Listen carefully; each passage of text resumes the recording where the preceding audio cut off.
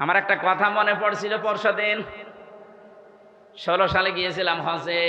কাবা তাওয়াফ করার পরে উপরে গেলাম, হঠাৎ দেখি আমার পেটে যন্ত্রণা, ব্যথা।